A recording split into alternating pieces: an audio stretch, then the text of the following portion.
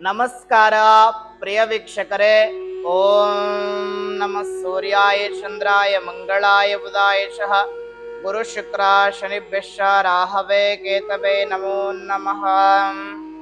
ಓಂ ಏಕದಂತಾಯ ವಿದ್ಮಹೇ ವಕ್ರತುಂಡಾಯ ಧೀಮಹಿ ತನ್ನೋ ಗಣಪತಿ ಪ್ರಚೋದಯಾತ್. ನಿಮಗೆಲ್ಲರಿಗೂ ಮಂಗಳ ಟಿವಿ ಕನ್ನಡ ಯೂಟ್ಯೂಬ್ ಚಾನಲ್ಗೆ ಸ್ವಾಗತ. ಶ್ರಾವಣ ಹರ್ಷವನ್ನ ತರಲಿದೆ ಎಲ್ಲ ನಮ್ಮ ನಾಡಿನ ಜನತೆಗೆ.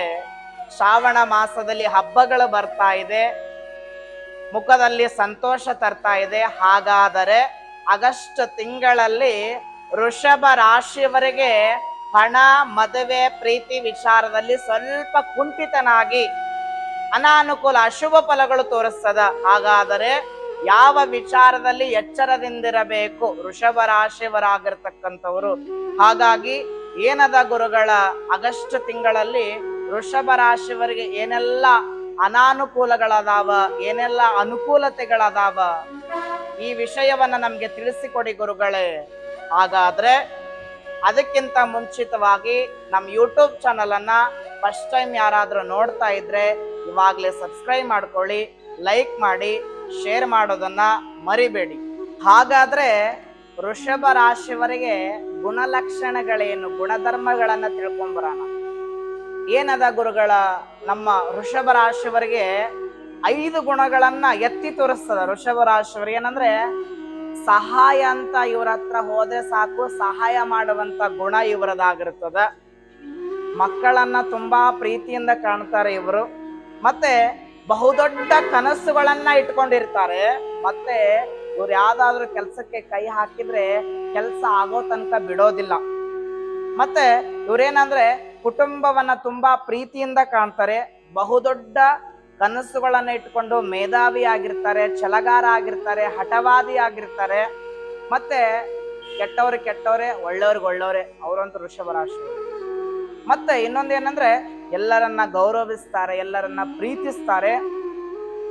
ಎಲ್ಲರ ಜೊತೆ ಒಟ್ಟಾರೆಯಾಗಿ ಹೇಳ್ಬೇಕಂದ್ರೆ ಎಲ್ಲರ ಜೊತೆ ಬೆರಿಬೇಕನ್ನೋದು ತುಂಬಾ ಆಸೆ ಇರ್ತದ ಅವ್ರಿಗೆ, ವೃಷಭ ರಾಶಿಯವರಿಗೆ.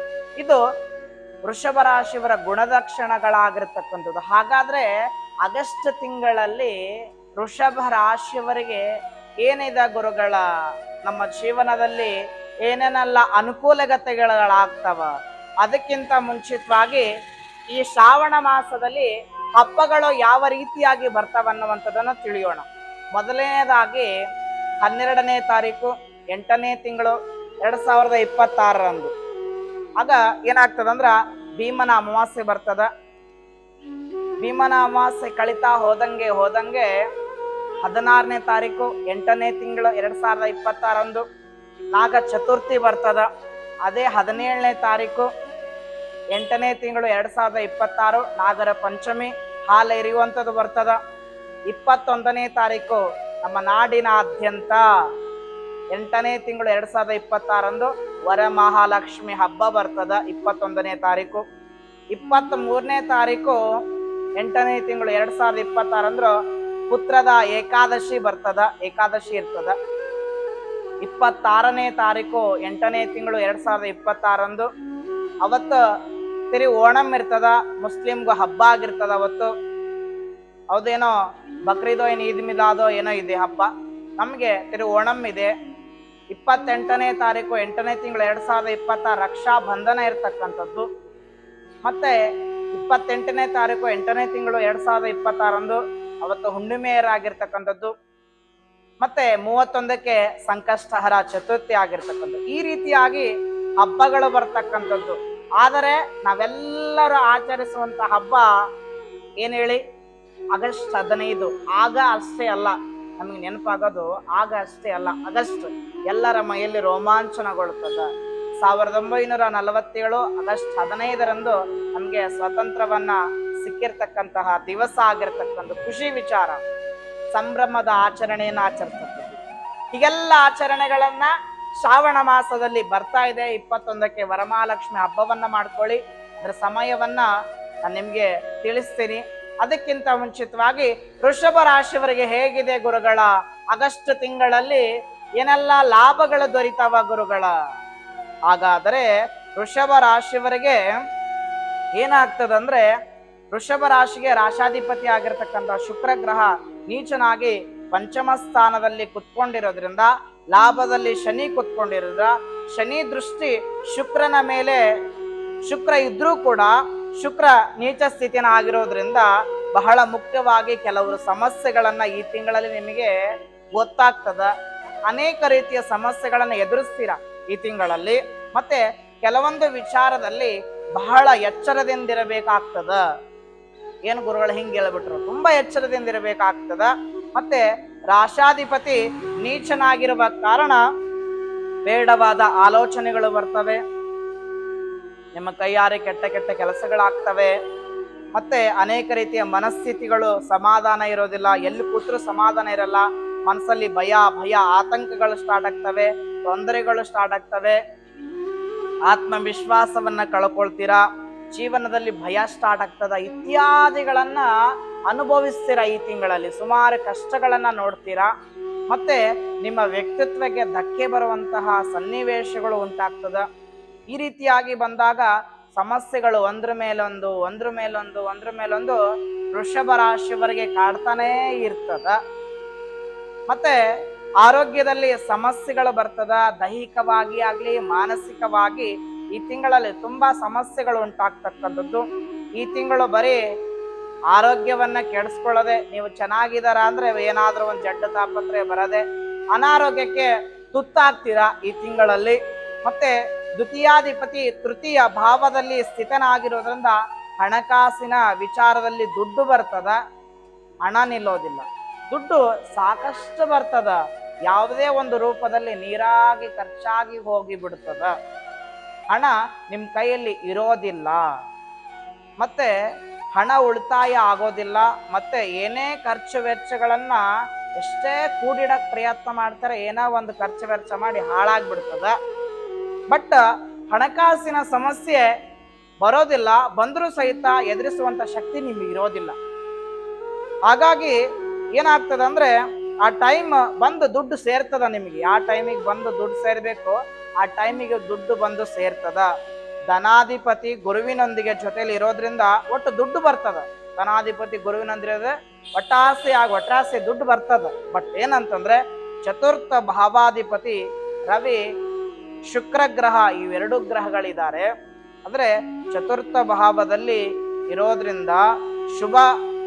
ಆದರೆ ಇನ್ನೊಂದೇನಂತಂದ್ರೆ, ಅದರ ಜೊತೆಯಲ್ಲಿ ಕೇತು ಇರೋದ್ರಿಂದ ಅಶುಭ. ಯಾವ ವಿಚಾರಕ್ಕೆ ಅಶುಭ ಅಂತಂದ್ರೆ, ಆಸ್ತಿ ವಿಚಾರಕ್ಕೆ ಅಶುಭನಾಗಿರ್ತಕ್ಕಂಥದ್ದು. ಮನೆ ತಗೋಬೇಕು ಗುರುಗಳೇ, ಆಸ್ತಿ ಖರೀದಿ ಮಾಡಬೇಕು ಗುರುಗಳೇ, ಅವನ್ ಜಮೀನು ಖರೀದಿ ಮಾಡಬೇಕು ಗುರುಗಳೇ, ಇದು ಸಮಯವಲ್ಲ. ವೃಷಭ ರಾಶಿಯವರು ಮನೆ ಖರೀದಿ ಮಾಡ್ಬೇಕು, ಜಾಗ ಖರೀದಿ ಮಾಡ್ಬೇಕಂದ್ರೆ ಮಾಡಬೇಡಿ, ನಿಲ್ಸಿ. ಯಾಕಂದ್ರೆ ಕೇತು ಹಾಳು ಮಾಡ್ತಕ್ಕಂಥವನು. ಅದಕ್ಕಾಗಿ ತುಂಬಾ ವಿಚಾರ ಮಾಡಿರಿ. ಮತ್ತೆ ರಾಶಾಧಿಪತಿ ಶುಕ್ರ ನೀಚನಾಗಿರೋದ್ರಿಂದ ಇದು ಸೂಕ್ತವಾದ ಸಮಯವಲ್ಲ. ಆಸ್ತಿ ಏನಾದ್ರೂ ಮಾರುವಂತಹ ಸಮಯ. ನಾವು ಮಾರಬೇಕ್ರಿ ಗುರುಗಳ ಆಸ್ತಿಗಳನ್ನ, ಮಾರಿ, ತೊಂದ್ರೆ ಇಲ್ಲ. ಕೇತು ಹಾಳು ಮಾಡ್ತಕ್ಕಂಥ, ಕಳೆದುಕೊಳ್ಳುವಂತ ಕೆಲಸಗಳನ್ನ ಮಾಡ್ತಕ್ಕಂಥದ್ದು. ಹಾಗಾಗಿ ತುಂಬಾ ಎಚ್ಚರದಿಂದ ಮನೆಯನ್ನ, ಜಾಗವನ್ನ, ಜಮೀನನ್ನ ಖರೀದಿ ಮಾಡುವಾಗ ತುಂಬಾ ಎಚ್ಚರದಿಂದಿರಿ. ಯಾಕಂದ್ರೆ ಕೊಟ್ಟಿರತಕ್ಕಂತ ಹಣ ಮರಳಿ ಬರುವುದಿಲ್ಲ. ಇದು ಸತ್ಯವಾದ ಘಟನೆ, ಇದಾಗ್ತದ ನಿಮ್ಮ ಲೈಫಲ್ಲಿ. ಅದಕ್ಕಾಗಿ ಎಚ್ಚರದಿಂದಿರಿ. ಇನ್ನ ಚತುರ್ಥ ಭಾವಾಧಿಪತಿ ಸೂರ್ಯನೊಟ್ಟಿಗೆ ಕೇತುಗ್ರಹ ಇರೋದ್ರಿಂದ ಮಾತಾಪಿತೃ ವಿಚಾರಗಳಲ್ಲಿ ಸ್ವಲ್ಪ ಬೇಸರಗಳು ಉಂಟಾಗ್ತದ. ಮಾತೃ ಸ್ಥಾನದಲ್ಲಿ ಸೂರ್ಯ, ಮಾತೃಸ್ಥಾನಕ್ಕೆ ಅಂದ್ರೆ ಮಾತೃಸ್ಥಾನಾಧಿಪತಿ ಸೂರ್ಯನ ಜೊತೆ ಕೇತು ಜೊತೆಗೆ ಸೂರ್ಯ ಪಿತೃಕಾರಕ. ಹಾಗಾಗಿ ಕೇತು ಜೊತೆಗೆ ಇರೋದ್ರಿಂದ ನಿಮ್ಮ ಮಾತಾಪಿತೃಗಳಿಗೆ ಅನಾರೋಗ್ಯ ಸಮಸ್ಯೆಗಳು ಬರ್ತದ. ಇವೆಲ್ಲ ಸೂರ್ಯನೊಟ್ಟಿಗೆ ಕೇತು ಇರೋದ್ರಿಂದ ಏನಾಗ್ತದಂದ್ರೆ, ಮಾತಾಪಿತೃಗಳಿಗೆ ಅಂದ್ರೆ ತಂದೆ ತಾಯಿಗಳಿಗೆ ಅನಾರೋಗ್ಯದಿಂದ ಬಳಲ್ತಾ ಇರ್ತಾರ. ನಿಮ್ಗೆ ನೋಡ್ಕೊಳಕ್ಕಾಗಲ್ಲ, ಸಹಿಸ್ಕೊಳಕ್ಕಾಗಲ್ಲ, ತುಂಬಾ ನೋವನ್ನ ವ್ಯಥೆ ಪಡ್ತೀರಾ. ತುಂಬಾ ಕಷ್ಟಗಳಿಂದ ಎದುರಿಸ್ತೀರಾ.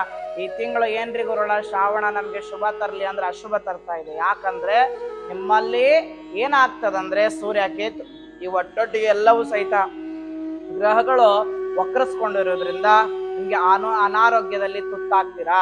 ಹಣ ಬರ್ತದ ಒಟ್ರಾಸೆ, ಆದರೆ ಹಣ ಖರ್ಚಾಗ್ತದ. ವಿದ್ಯಾರ್ಥಿಗಳಿಗಂತೂ ಸಹಿತ ವಿದ್ಯೆ ಸಾಕಷ್ಟು ಬರ್ತದ, ಕುಂತು ಓದಾಕ್ ಮನ್ಸೇ ಆಗಲ್ಲ. ಎಷ್ಟೇ ಓದ್ಬೇಕ್ರಿ ಗುರುಗಳ ಬುಕ್ ಹಿಡ್ಕೊಂಡಂದ್ರ ತೂಗಡಿಕೆ ಬರ್ತದ, ನಿದ್ದೆ ಬಂದ್ಬಿಡ್ತದ. ವಿದ್ಯಾರ್ಥಿಗಳಿಗೆ ಸಹಿತ ಅಷ್ಟೊಂದು ಸಮಸ್ಯೆ ಅಲ್ಲ. ಮತ್ತ ಪ್ರಯಾಣ ಕಾಲದಲ್ಲಿ ಬಹು ಎಚ್ಚರದಿಂದಿರಬೇಕಾಗ್ತದ. ಮತ್ತ ನಾವೇನೊಂದು ಹೊಸ ಕೆಲಸವನ್ನ ಆರಂಭ ಮಾಡ್ಬೇಕ್ರಿ ಗುರುಗಳ, ಮನೆ ಕೆಲಸ ಆಗ್ಲಿ, ಇಲ್ಲ ಗುರುಗಳೇ ನಾವೊಂದು ತರಕಾರಿ ಅಂಗಡಿ ಮಾಡ್ಬೇಕು, ಒಂದು ಬೈಕ್ ಅನ್ನ ತೆಗಿಬೇಕು, ಆಟೋ ಸ್ಟ್ಯಾಂಡ್ ಅಲ್ಲಿ ನನ್ನೊಂದು ಗಾಡಿ ನಿಲ್ಬೇಕ್ರಿ ಗುರುಗಳ. ಬೇಡ, ಈ ತಿಂಗಳಲ್ಲಿ ಯಾವುದೇ ಒಂದು ಶುಭ ಕಾರ್ಯಗಳನ್ನ ಮಾಡಬೇಡಿ, ತುಂಬಾ ಎಚ್ಚರದಿಂದಿರಬೇಕಾಗ್ತದ. ಮತ್ ಏನ್ ಮಾಡ್ಬೇಕ್ರಿ? ಮಾರೋದೇನಾದ್ರೂ ಇದ್ರೆ ಹೇಳಿ, ಜಾಗಗಳನ್ನ ಆದ್ರೆ ಮಾರಿ ಜಾಗವನ್ನ ಮಾರುವಂತ ಸಂದರ್ಭದಲ್ಲಿ ಪಾರ್ಟಿ ನೋಡಿ ಇಟ್ಕೊಳ್ಳಿ, ಆದ್ರೆ ಮಾರಬೇಡಿ. ಅಂದ್ರೆ ಕೊಡ್ಬೇಕಂದ್ರೆ ಈ ತಿಂಗಳ ಕಳೀಲಿ, ಆತನ್ನ ಕರ್ಸ್ಕೊಂಡು ಮುಂದಿನ ತಿಂಗಳ ಮತ್ತೆ ಕೈ ಹಾಕ್ರಿ. ಅಂದ್ರೆ ದುಡ್ಡು ಬರ್ತದ, ಒಟ್ರಾಸಾಯಿ ದುಡ್ಡು, ಆದ್ರೆ ನಿಲ್ಲುವಂತಹ ಸಂದರ್ಭ ನಿಮ್ಮದಾಗಿರೋದಿಲ್ಲ. ಮತ್ತೆ ಇನ್ನೊಂದು ಏನಂದ್ ಗುರುಗಳೇ, ಈ ಬ್ಯೂಟಿ ಪಾರ್ಲರ್ಗಳಾಗ್ಲಿ, ರೇಷ್ಮೆ ಹುಳು ಸಾಗಾಣಿಕೆ, ಕೋಳಿ ಸಾಕಾಣಿಕೆ ಆಗಿರ್ತಕ್ಕಂಥದ್ದು, ಈ ದಿನಸಿ ಅಂಗಡಿಗಳನ್ನ ಇಟ್ಕೊಂಡಿರ್ತಕ್ಕಂಥದ್ದು, ಶಾಮೀನ್ ಅಂಗಡಿಗಳನ್ನ ಇಟ್ಕೊಂಡಿರ್ತಕ್ಕಂಥದ್ದು, ಸಣ್ಣ ಪುಟ್ಟ ಅಂಗಡಿಗಳನ್ನ ಇಟ್ಕೊಂಡಿರ್ತಕ್ಕಂಥವ್ರಿಗೆ ಒಂದಿಷ್ಟು ಲಾಭಗಳಾಗ್ತವೆ. ಮತ್ತೆ ಅಂದ್ರೆ ವೃಷಭ ರಾಶಿಯವರು ಯಾರ್ಯಾರು ಇದಾರೆ ಅವ್ರಿಗೆಲ್ಲ ಒಂದಿಷ್ಟು ಲಾಭಗಳಾಗ್ತವೆ, ಒಳ್ಳೊಳ್ಳೆ ಖುಷಿ ವಿಚಾರ. ಯಾಕಂದ್ರೆ ಸ್ವಲ್ಪ ಹುಣ್ಣಿಮೆ ಕಳೀಲಿ, ಕಳೆದ ಮೇಲೆ ಏನಾಗ್ತದ್ರೆ ಜೀವನದಲ್ಲಿ ಅದಲು ಬದಲುಗಳಾಗುತ್ತೆ, ಖುಷಿ ವಿಚಾರ ಸಿಕ್ತದೆ. ಪ್ರೀತಿ, ಮದುವೆ, ವಿವಾಹ, ಸಂತಾನ ಇವನ್ನ ಅಪೇಕ್ಷೆ ಪಡ್ತಕ್ಕಂಥವ್ರಿಗೆ ಸಹಿತ ಸಿಹಿ ಸುದ್ದಿ ಆಗಿರ್ತಕ್ಕಂಥದ್ದು. ಯಾವಾಗ ಸ್ವಲ್ಪ 28 ಕಳೀಲಿ, ಆಗ ಖುಷಿ ವಿಚಾರ ಸಿಗುವಂತದ್ದಾಗಿರ್ತಕ್ಕಂಥದ್ದು. ಅದಕ್ಕಾಗಿ ಇನ್ನೊಂದು ವಿಚಾರ ಏನಂತಾರೆ ಗುರುಗಳ, ನೀವೇನು ಅಶುಭ ಸುದ್ದಿ ಹೇಳ್ಬಿಟ್ರು, ಅಶುಭ ಸುದ್ದಿ ನಡೆದ್ರು ಸಹಿತ ಖುಷಿ ವಿಚಾರ ಯಾಕೆ ಹೇಳಿ? ದುಡ್ಡು ಬರ್ತದ, ಅದೇ ಸಂಗ್ರಹಣೆ ಮಾಡಿಟ್ಕೊಳ್ಳಿ. ಖರ್ಚಾಗುವಂತ ಸಂದರ್ಭದಲ್ಲಿ ನಿಮಗೆ ಗೊತ್ತಿರೋರು, ನಿನ್ನ ಹೆಂಡತಿ ಆಗ್ಲಿ, ನಿನ್ನ ಮಗ ಆಗ್ಲಿ, ನಿನ್ನ ತಂದೆ ತಾಯಿ ಗೊತ್ತಿರೋರು, ಅತಿ ನಂಬದೇ ಇರೋರೇ ನಮ್ಗೆ ಚೋರಿ ಆಗ್ತಕ್ಕಂಥದ್ದು. ಅದಕ್ಕಾಗಿ ಗೊತ್ತಿರೋರ ಹತ್ರ ಹಣ ಕೊಟ್ಟು ಇಟ್ಕೊಂಡಿರಿ, ಬ್ಯಾಕಲ್ಲಿ ಇಟ್ಕೊಂಡಿರಿ, ಆಗ ಸಹಾಯಕ 28 ಕಳೆದ್ಮೇಲೆ ಅಸಹಾಯಕ ಬರ್ತದ.